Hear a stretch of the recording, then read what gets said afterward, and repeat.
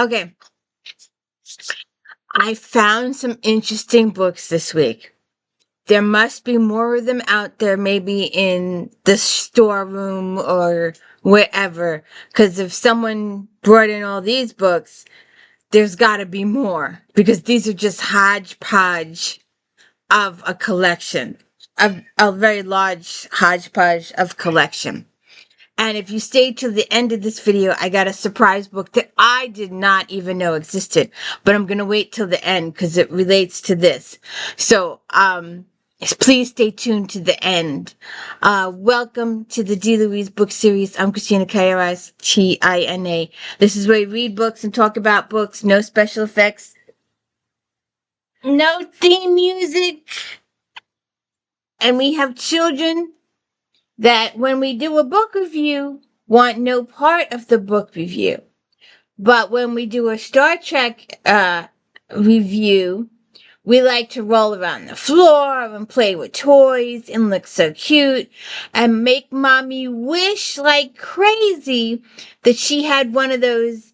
She had the technology to do a video on the floor to watch the kitty and put it up in the corner of the screen somewhere so you could watch the kitty. I don't have that technology. And she's going to be all over here all morning distracting me like crazy. So we are doing, I am a series person. I do series books. I just recently I've read over almost 300 books last year. Let's see what we can do this year. We had over 50 episodes of Star Trek. We had over 50 episodes of If Then. Over 90,000 pages read. And don't forget Flashback Monday, where we talk about all the books in Romantic Times Book Review magazine. If you're looking for a new romance or contemporary romance or suspense or mystery, thriller, sci-fi, paranormal, erotica, harlequin, that's the place to find them. Those authors still exist today. I did a top 10, and quite a few of those top 10s, and I have another one I'm going to do, or should have aired by now. These authors are still around today. They're still valuable today. They're still writing books today. So it's getting a sneak peek at what they used to have. So, like I said, I found these in a shop. And I did not know these existed. And these, like I said, it's only a portion. There's got to be more out there somewhere. Star Wreck 6. An epidemic of mass boredom has struck Geek Space 9. The space station's inhabitants are caricatures of themselves. Drama has given way to melodrama, and the resulting yawn fest is scaring away alien travelers in droves. Streak-free command mortgage to the hilt for this pricey dump alongside the strategic gummy quadrant wormhole. Orders Captain Smirk and Ricardo to plug the tourism drain, but their crew members start disappearing and Commander Bungee Man Crisco and Security Chief Dodo can't solve the mystery.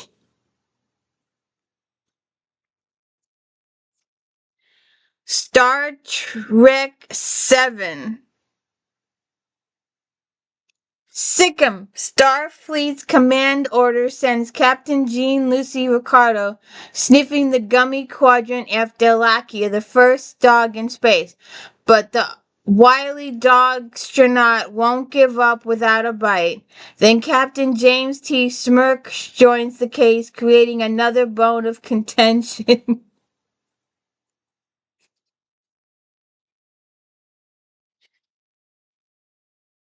The Star Trek Next Generation Warped. And it's got pictures.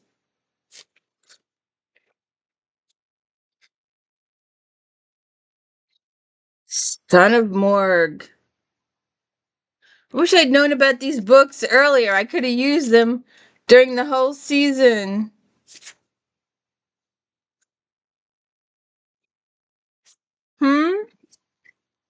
Why didn't you guys tell me these books existed?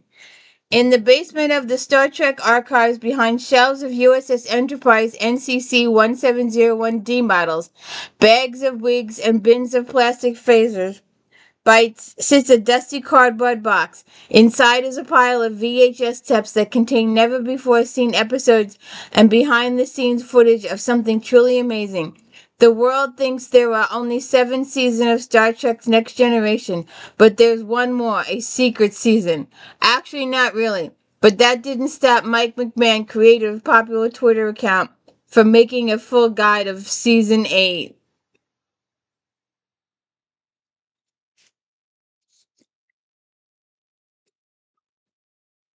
The Brave and the Bold. Malchus artifacts, 4 deadly machines wielded as weapons of absolute power by an interstellar tyrant thousands of years ago and scattered across the Alpha Quadrant when he was overthrown after their existence was discovered in 2151 by Captain Jonathan Archer of the Starship Enterprise. All Starfleet vessels were warned to keep an eye out for these dangerous devices. 100 years later, Captain James T. Kirk of the USS Enterprise and Commodore Matt Decker of the USS Constellation come across the first artifact on the colony world of Alpha Proxima II, a world ravaged by a mysterious plague. As the crew of 2 mighty vessels work to find a cure and locate the artifact, 2 brave captains must bring order to the Proxima before it's too late. Star Trek Vanguard, Precipi. On a post-apocalyptic world on Taurus Reach, undercover Starfleet intelligence agent Servance Quinn finds an ancient Jedi conduit. Unfortunately, the Klingons have found it first and sent an army to claim it. Light years away on Vulcan, reporter Tim Pennington answers a cryptic call for help and ends up stalking interstellar criminals with an unlikely partner, Pym, the woman who sabotaged his career and is now a fugitive from justice.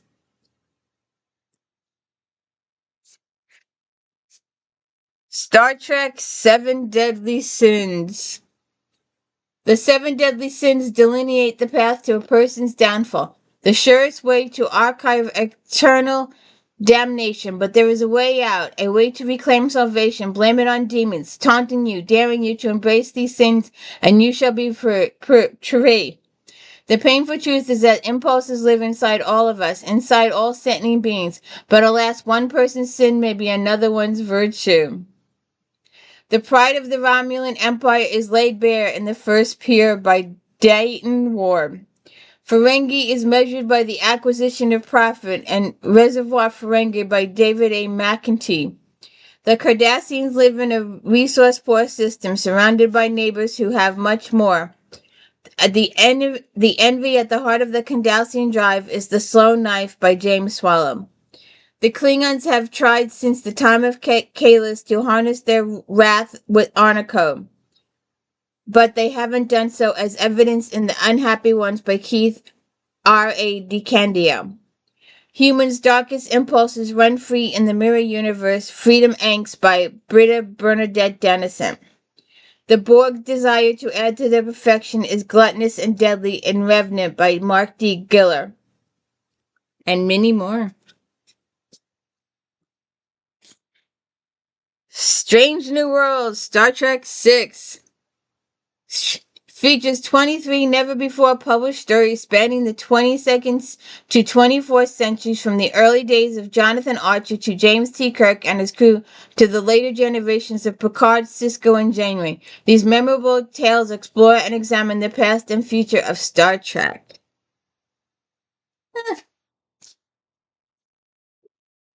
Tales of the Dominion War. Now, for the first time, see how the Dominion War affected the enemy of the Star Trek entirety of the Star Trek universe, from the heart of the Federation to the bridge of the Starship Enterprise, from the front lines of Klingon space to the darkest recess of Romulan Empire, from the heroic members of Starfleet Corps of Engineers to the former crew of the USS Stargazer. Star Trek Mirrored Universe, Infinity's Prison.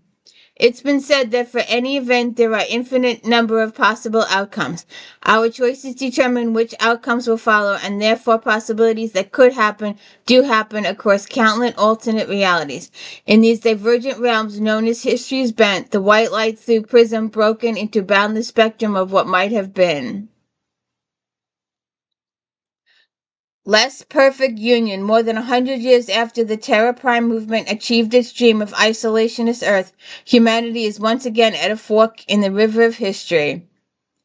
Places of exile. Midway through Voyager's journey across the galaxy, Captain Catherine Janeway and Commander Chakotay must choose whether to brave a deadly war zone or abandon their quest for home.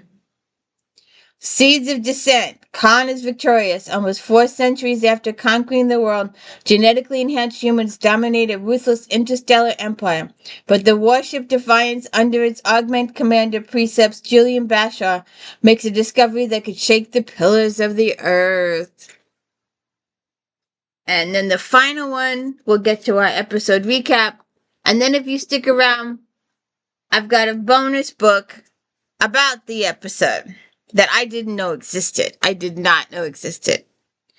They don't exist for Voyager. I was kind of disappointed I didn't see any. Unless they're under a different title, you'll have to tell me, but you'll have to follow to the end. Our last book has peoples on it we know. We've seen those peeps before.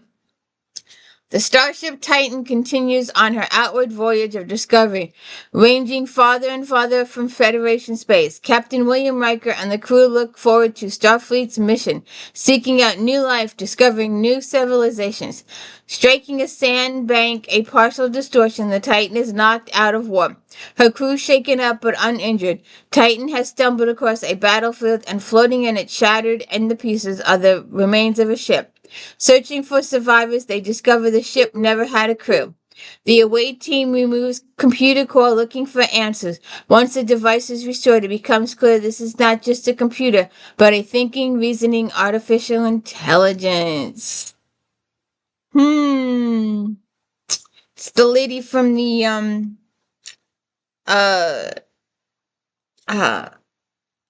one of the dream episodes, one of the alien takeover things. She's in 2. She's in the one where the Romulans try to convince him he's married and stuff. Oh, what was her name? Minuet. That's it, Minuet. Score 1 for Brainless over here. Alright. So, we've done Birthright. We've done Starship Mine. We've done Lessons. We're on the final episode of Season 6, Disc 5, Episode 246. If you haven't watched my earlier episode recaps, please do so. I do apologize. There's a few in Season 6 that are gobbled. I went through a difficult period there for a while, but things have been restored, so we are moving forward. Don't forget to stick around to the end for some bonus content that I did not know previously existed. Maybe y'all know that it previously existed, but I did not know that it had previously existed. We start over with a captain's log. Stardate 46731.5. We are in the midst of the Voltarian Nebula.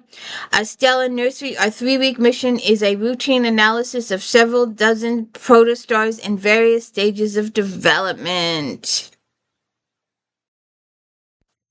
So Data says, Captain, I have completed the spectral evaluation of the outer shell. Our survey of this protostar is complete.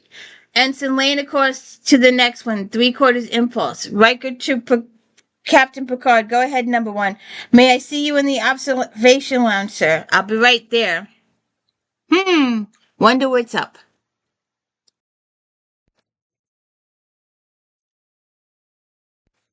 So Picard walks in his room, and he sees this thing, and he gets all excited. And then he realizes that Riker and Professor Galen is there. I suppose I should say Captain Picard. Professor Galen contacted me from his shuttle an hour ago. He suggested that we surprise you. To clarify, I insisted, and your first officer was good enough to accommodate me. I trust I'm not being overly presumptuous now that my star pupil is master of the stars. No one is, no one is, no one could be more welcome on the Enterprise. I never thought I'd see the Kalulianaki's fifth dynasty. Is that your conclusion, Mr. Picard? Forgive me again, I should say Captain. Oh, please, Mr. will do fine. Well, the overall configuration is certainly the fifth dynasty, the surface ornamentation, yes. Green polychrome over the eyes, blah, blah, blah, blah, blah. They talk about the statue. He says this thing is over 12,000 years old. It's from the planet Curl. And, indeed, I thought the study of the Curlian artifacts was done long ago, Picard says. I happened to be in the neighborhood last summer. I couldn't resist. Go ahead. You mean it's complete? Will Curlian civilization believe that an individual is a community of individuals? Inside us are many voices, each with its own desires, its own style, its own view of the world. The Krillian civilization died out thousands of years ago. It's extraordinary to find the figurine intact. Professor, this is an incredible find. It's yours, Jean-Luc. Oh no, how can I accept this? Graciously, Picard. You accept it graciously. Thank you. How long can you stay? There's so much to talk about. The professor is scheduled to meet at Vulcan Transport the day after tomorrow. 2 days. That's not enough time. We may have considerable more than that. I don't understand. I'm currently on an expedition, a journey into unexplored historical territory, and I intend to take you with you. Okay. So then we go to introduction, and we have a overview. A voiceover. Captain's log supplemental. It's been over 30 years since I last saw my archaeology professor. His presence has taken me back to a time when I had considered a very different career. Well, maybe Q had been right. Do you think Q had been right? We gotta check that out. You gotta stay tuned for that book for the end of this. Well, I'm gonna look at that too. I didn't even think about looking at that too. I wish I had seen this book before I started all this. There's books to cover all 6 seasons. I've only got the one though, but I'm thinking, dang, I should have had all these books back when. Maybe I should do another podcast on these books. So, may I ask a frank question, please? You published your writings and have been sporadic for the last decade. Your appearance at the symposia has been rare or scheduled and then canceled at last moment. The finest archaeology of the century is now shrouded with a cloak of mystery. As a result, my reputation has no doubt grown. I've never heard of anyone that didn't love a good mystery. The Centaurs of Sosus 3 disdain them, but a general idea your statement holds. So what have you been doing for the past decade? Are you familiar with micropaleontology? Yes. It's the study of fossil records at the microscopic level. I read your paper on this subject, but that was years ago. It seemed as though the work had stopped. No, the work continued. I made a discovery so profound its implications that silence seems the wisest course. This work has occupied my every waking thought. It's intruded upon my dreams. It's become my life. I know that feeling. When you start compiling and transcribing books at a record speed, I did over almost 30 plus books in a 10-year period of time. And I should have quit where I was at. I never should have done those last 9.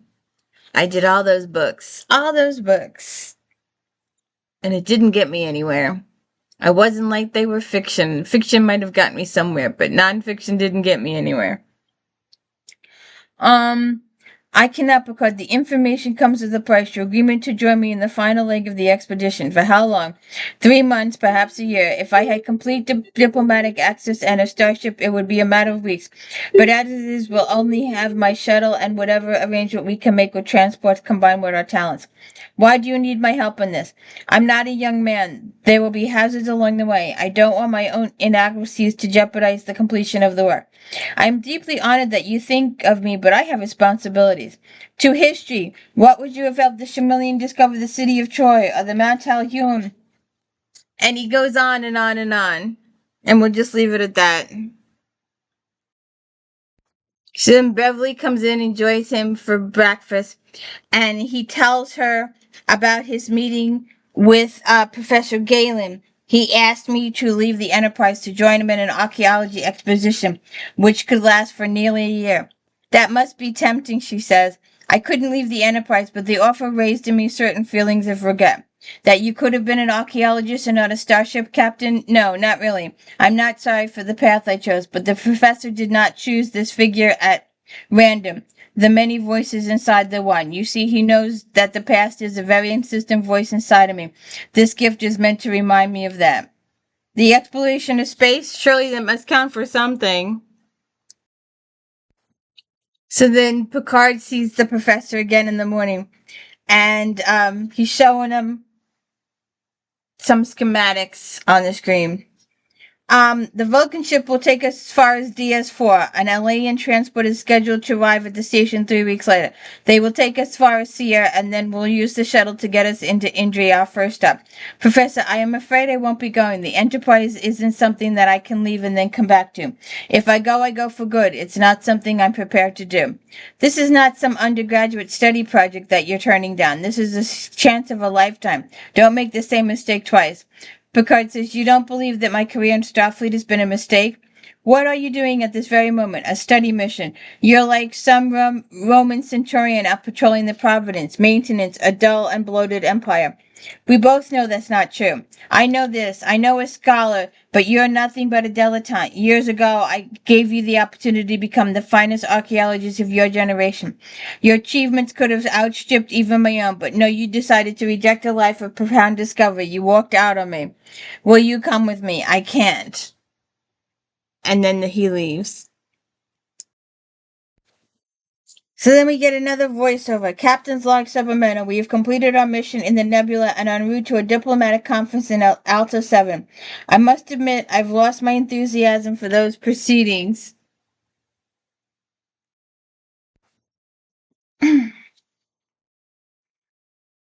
Captain, I'm going for a walk in the Arboretum. I wouldn't mind some company. Captain, a distress call from Professor Galen's shuttle on screen. Enterprise, I'm being boarded. Worf says transmission has been blocked. I've located the shuttle. It's under attack. Picard says, take us out of warp. On screen, a Uridian destroyer. Battle stations. Aye, sir.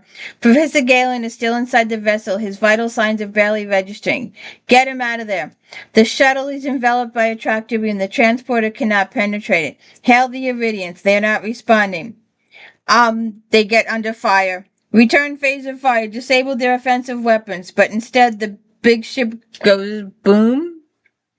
I don't understand, Commander. The blast was not powerful enough to destroy the ship. Transporter room 1, lock onto Professor Galen and transport him to sickbay. Aye, sir.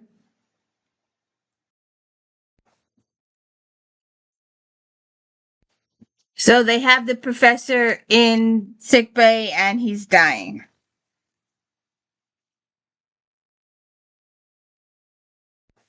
So then we're in the observation lounge. Geordi says, I say at least 3 Uridians boarded the professor's shuttle. What did they want? I'm not sure, but it looks like they were trying to download something from his computer. When he was attacked, Professor Galen began to protect certain files in his computer memory, data says. We were able to partially reconstruct the shuttle's computer, so at least we have some of those files. We found 19 different blocks of numbers like this one. What do they mean? They could mean anything unless we can narrow the perimeters of the search. It would be almost impossible for the computer to identify the pattern within accuracy. We've tried every description key on record in case Professor Galen using some kind of code. We still can't make any heads or tails of them. Worf said the Uridians were able to get these number blocks, at least some of them. It's impossible to say how many. Apparently the Uridians knew more about the professor's work than we did. If they did, that information died with them. Not necessarily. Uridians are information dealers. They may have been delivering the number blocks to someone else. Did they send a signal before they were destroyed? No, we detected no transmission. But there were no other vessels in the vicinity. Did the shuttle's flight logs show where Galen had been before coming to the Enterprise? Yes, sir. The logs indicate Professor Galen visited an unexplored star system in Rue 4. What's the distance from our present position? 4 days at warp 6. The conference can wait. Set course for Ruiz system. So then they're at Rue 4 is a Class M planet. 67% of the surface is covered with water. Its landmass contains multiple animal species, including a genesis of proto-humanids. Scan for earthworks or monuments that might indicate a previous civilization. Data says there are none. Then what was the foremost archaeology is the Federation doing here? He left the Enterprise in a Vulcan ship for Deep Space 4 and then alien transport to Syria. And then the shuttle to Indra 8. Mr. Data, what do we know about Indra 8? Indra system was identified by the Federation vessels nearly 60 years ago. The eighth planet is our class. It is covered by deciduous vegetation, unexplored with no apparent evidence of civilization, either past or present. The planet possessed no animal life whatsoever. Number 1 will proceed to Endra 8. With all due respect, Sir, Riker says, we've already run into one dead end. Endra 8 doesn't seem much more promising. And we're late for the conference on Attila 7. I'm aware of the Federation's timetable, number 1. Professor Galen visited here a few days ago, and he was on his way to Indra 8 when he was killed. There's some connection between the two planets. I'm going to find him. Riker's like, all right. Ensign laying course for Indra 8, Warp 7. So then Picard is looking at some numbers on his computer when Troy comes in. I know how much the professor meant to you and how much you want to find out what happened, but staring at these numbers isn't going to bring him back. The conference in Attila 7 has been scheduled for 6 months.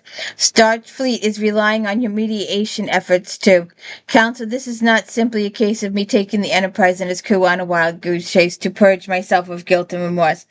I will not let Galen's death be in vain. Now, if it means inconveniencing a few squabbling delegates for a few days, then so be it. I will take full responsibility. And she's like, Captain, and he's like, dismissed. So now that the Indra system, sensors are picking up severe atmospheric fluctuations on the planet. Assume a high orbit. Some kind of plasma reaction is consuming the lower atmosphere. Can we stop it? No, sir. The reaction is global. All life on the planet is being destroyed, sir. Why would anyone want to destroy all the life on an uninhabited neutral planet with no strategic importance whatsoever? All the life, perhaps the professor's number block, had something to do with organic matter. If we narrow the search parameters to the biological database, I might increase the chances of finding a match, Data says. Picard says, I'll be in the lab. So then Dr. Crusher and Picard are looking at the numbers and they discover that they're DNA. And that's how they're going to solve that code. So then there were Geordi and engineering and Data. This is not a natural design, Captain. This is part of an algorithm coded at the molecular level. An algorithm? You say these DNA fragments are elements of some kind of computer program? I know how it sounds, but there's no way this could be a random formulation. This is definitely part of a program. This fragment has been part of every DNA strand on Earth since there has been there. And there are other fragments are just as old. Someone must have written a program over 4 billion years ago. Huh? So then Data says, so 4 billion years ago, someone scattered the genetic material into a primordial soup of at least 19 different planets across the galaxy. The genetic information must have been incorporated into the earliest life forms on these planets and then passed down through each generation. Why would anyone do this in the first place? What was the program designed to do? Well, we couldn't know until we assembled the entire program and then ran it. We've tried all the DNA material in the Federation computer, but we haven't been able to come up with any compatible protein configurations. They must be from worlds outside the Federation. Mr. Data, how many people on the Enterprise are from non-Federation planets? 17, sir. You know, this may be a long shot, but we could check each one of these 17 people to see if they have correct protein configurations. I'll begin collecting DNA samples now. You know, Captain, Geordi says, I've been thinking someone else must know about this program. I bet one of the missing fragments on Indri 8. That's why it was destroyed. To keep us from finding that piece of the puzzle. It's 4 billion years old, a computer program from a highly advanced civilization, and it's hidden in the very fabric of itself.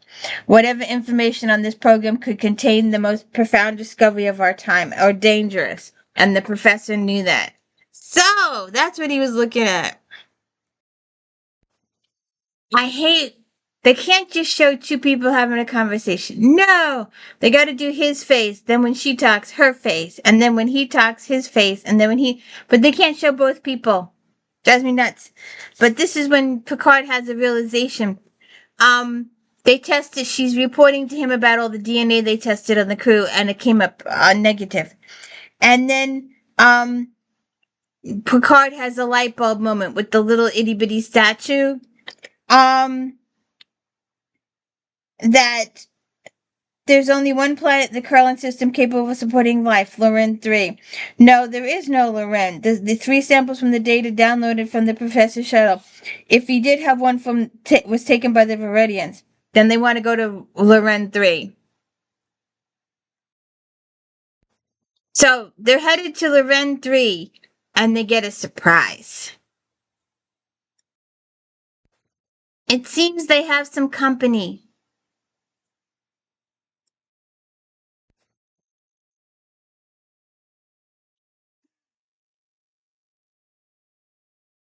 Jean-Luc Picard of the Federation Starship Enterprise, and I see no reason why I should answer you. Cardassians have no claim in this space. I suppose not, but admittedly hasty estimate shows one Federation ship and two Cardassian war vessels. Perhaps I miscounted.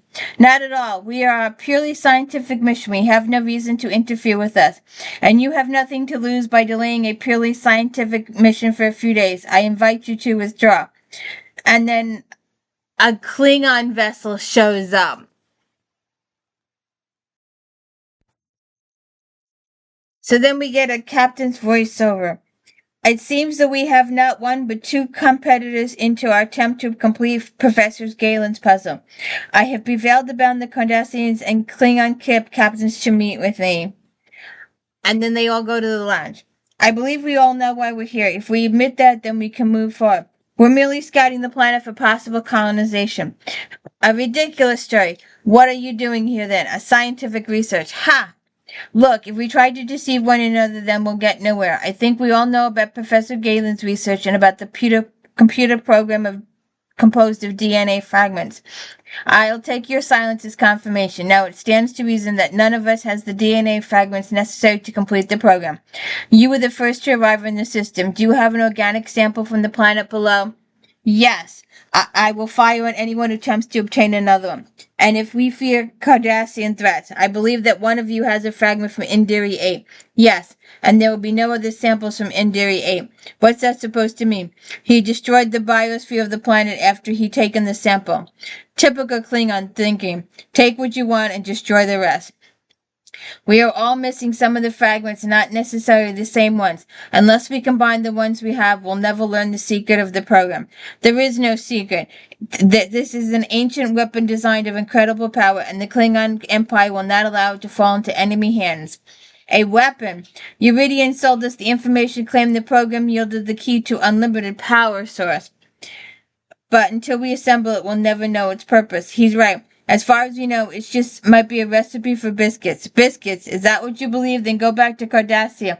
I'll send you my mother's recipe. How dare you? Enough. Without cooperation, we will get nowhere. If you each bring your samples on board the Enterprise, I will combine them with ours, and we will observe the results simultaneously, giving no one the entire advantage. And if we refuse, the Endeavor dies here in this room. So now they're all in the lab. There is still one mispiecing. We have surrendered what we had for nothing. You are remarkable, short-sighted, Derek. We are closer to the answer than we were before. How can that be? We have no idea where to start looking for the missing DNA fragment. This is a jigsaw puzzle whose pieces are scattered across the galaxy. Doesn't it make natural to assume the original designers of the puzzle should want us to find it? Why else would they have put the pieces in our DNA? And in turn, it doesn't suggest that they would try to make it easy for us to find the pieces. Computer might be able to find the pattern. Doctor, program the computer to analyze the distribution of the pieces, correcting for changes in star configurations over 4 billion years, then extrapolate the missing piece. This is going to take several hours, and everybody goes to 10 forward. So Data's having a conversation with NUDAC. Um, uh, is there any word on the missing fragment? The computer is processing the data. I'll be notified as soon as there's any information. Your reputation for physical strength is known in the Klingon Empire. You're familiar with the challenge? I am familiar with many Klingon rituals, including the whatever. And they do the arm wrestle thingy. Why would they want to do this? So Geordi calls the captain and everybody down to engineering. And Data says the computer has completed its analysis. The computer was able to extrapolate the geometric pattern, the distribution of the fragments, Dr. Crusher says. And then she has them highlighted. The star is in sector 21459, the Rame Izad system. And then everybody leaves. So then the Cardassian beams out and starts firing on the Enterprise. The power boost to the structural integrity field protected the nacelles. We used the inertial dampeners to simulate complete shield failure. Nugat, it's fortunate that your engineer discovered Ghoul's attempts to tamper with your defense systems. Minor damage to the stubborn nacelle will be operational in less than an hour. What? You incompetent dog. They do some stuff. Data says, I'm scanning all 7 planets on the Valani system, none to be support life. How can that be? The professor's data on the correction. The second planet shows evidence of an ocean, now dry. It once supported life, Geordi says. Yes, and it still may.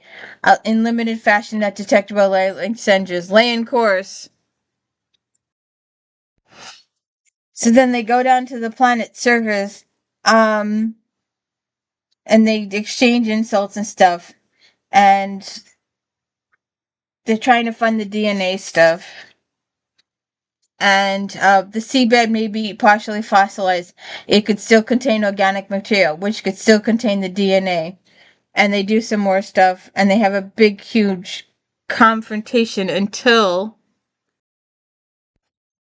So then you got the Cardassians and the Romulans having a fight. And Picard and Beverly Crusher have an epiphany, and they start to try and sneak away.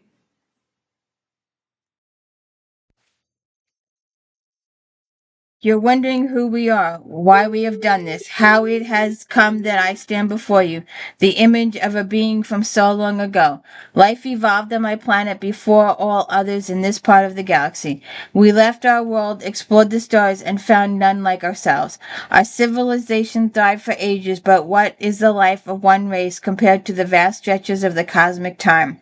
We knew that one day we would be gone, that nothing of us would survive, so we left you, our scientists, seeded the primordial oceans of many worlds, where life was in infancy. They seeded codes directed your evolution toward a physical form resembling ours. This body you see before you, which of course shaped as yours is shaped, for you are the end result. The seed coded also contained this message, which we scattered in fragments on many different worlds. It was our hope that you would have come together in fellowship and companionship to hear this message. If you see and hear me, our hope has been fulfilled. You are a monument not to our greatness, to our existence. This is our wish that you would know life and would keep alive our memory. This is something of each of us in you and something of each of you in each other. Remember us. That's all. The lady disappears. If she were not dead, I would kill her. The very notion that a Cardassian could have anything in common with a Klingon, it turns my stomach. Picard to Enterprise. Stand by. You think she could have been part of the Ancients from Stargate Atlantis? Just an idea. So then it ends with Picard in his quarters with Dr. Crusher.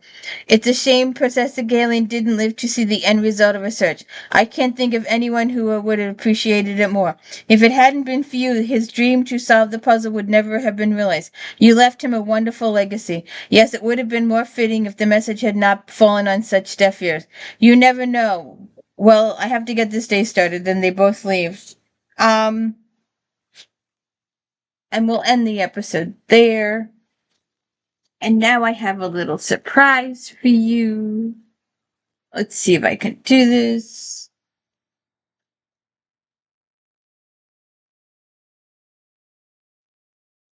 So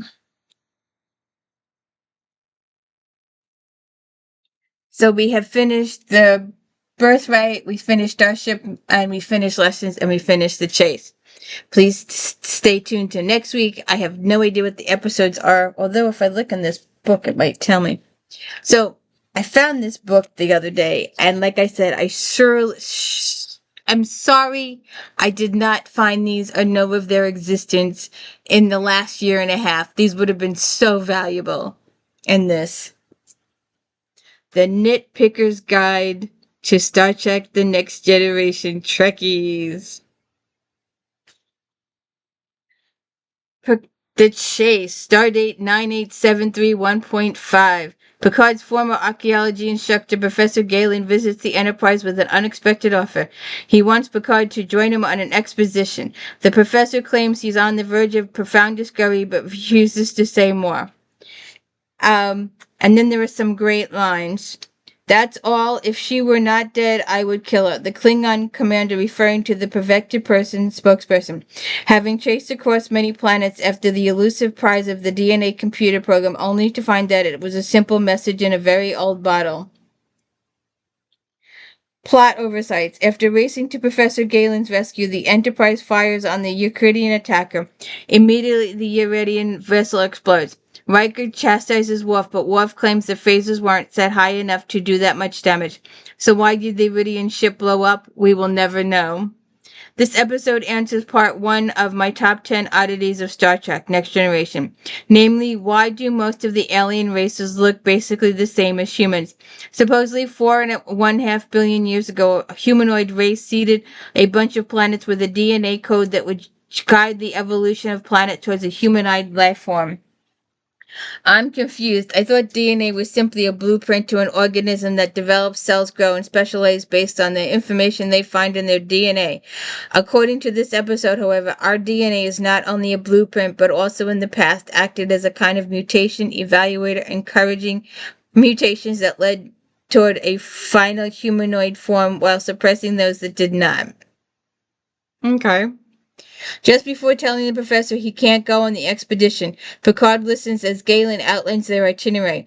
The professor illustrates their travel plans on a map of the galaxy. As he discusses their first step, Galen's finger traverses a distance of 1/5 the length of the galaxy. Since our galaxy is approximately 100,000 light years in length, Galen plans to travel 20,000 light years to reach his first stop. He originally told Picard they would be away up to 1 year. His time estimates are off. In Q-Who, data claimed it would take the Enterprise over 2.5 years to travel 7,000 light years at maximum warp. Continuity and production problems. Picard must have has changed quarters and lessons. Picard and Darian have dinner in Picard's quarters while the Enterprise travels at warp. The window in the scene shows stars streaking toward the window. Since the Enterprise can only travel forward in warp, Picard's quarters must be in the front of the saucer section. However, in the chase, Picard sits at the front of what looks like the same window where the Enterprise travels at impulse and the stars crawl by from left to right. That means that the quarters are now on the starboard side of the saucer. Maybe he couldn't bear the thought of living in the same quarters now that Darren has left. I don't know. But while we're here, Birthright, Part 2. Plot oversights. One of the burning questions that this episode evokes is why Birthright two-parter. Nothing happens with Data during part 2. It seems like Data's dreaming could have been expanded into one episode and Worf's prison experience compressed into another. Aside from the strained connecting theme of fatherhood, these stories have little to do with each other. The dialogue of the Enterprise seems to indicate that the Klingons have been at this camp for the past 23 years. Yet, dialogue puts the camp at the edge of the Romulan space. Does it make sense to put a prison camp at the edge of the territories you control? Starship Mine. Plot oversights. Picard beats up the first worker on Deck 7 just outside his quarters. A few scenes later, he appears to drag the worker into sickbay. The door indicates they are on Deck 12. The sickbay emblems can be seen on the wall. Bear in mind that the turbo lifts are not working at this point in the show because primary power is off. So Picard beats this guy up, then carries him down 5 decks on the access tube ladders just so he can eject him with general anesthesia. Does this make sense? Speaking of ship locations, Picard successfully stages his ambushes with the knowledge that the thieves must head for 10-4, the last place scheduled for Baron removal. Originally, the thieves planned to stay in the engineering with the trilithium since the field diverter could protect them from the removal beam. After Picard destroys the diverter, they head for 10 forward, but these are the same people who installed the field diverter on the bridge. At the beginning, why not go there and wait for the removal beam to pass, just as they planned to do in engineering? Continuity and equipment oddities. Evidently, the creators have decided to keep the panel inside the turbolift of the doors. In the first showed up illuminated panel says power play. Then it reappeared in tapestry, but it wasn't lit up. It's also in this episode and the next episode, Lessons. The star date at the beginning of this episode answers a question from Birthright 2. The episode has a star date of 46759.2. A jump of 180.8 units from Birthright Part 1. Since Part 2 establishes that only a week has gone by, the jump seemed a little large. Evidently, someone transposed the 3rd and 4th digits in the Stargate Part 2 because Starship Mine has a stardate of 46682.4, which puts the events in this episode between the events in Birthright Part 1 and Birthright Part 2. Otherwise, Worf must have a twin brother who took over his job in Starship Mine. Lessons. After visiting his ready room at 3 a.m. and finding all major computer systems allocated to the stellar cartography, Picard heads to the lab to find out why Lieutenant Commander Nella Darren, the newly arrived head of stellar cartography, explains that they are taking precise gravimetric readings. She hopes to use them to predict the configuration of emerging star system. Picard finds this fascinating. Plot. Great moments. There is a very cute effect in this episode during Darian's performance with the trio. The camera shows up close of someone actually playing the piece and then pans across the side of the piano and up to show Darian's face. At first, it looks like one continuous cut. It isn't. These are clever creators sliced in the second shot of Darian when the scene was blacked out by the side of the piano. It's done very well. Plot oversight. Supposedly, the thermal deflection teams were the only things keeping the colony from incineration. Presumably, they would be the last ones to beam up to the Enterprise. When visited by Picard in sickbay, Riker says they recovered all the colonists and retrieved all but 2 of the deflector teams.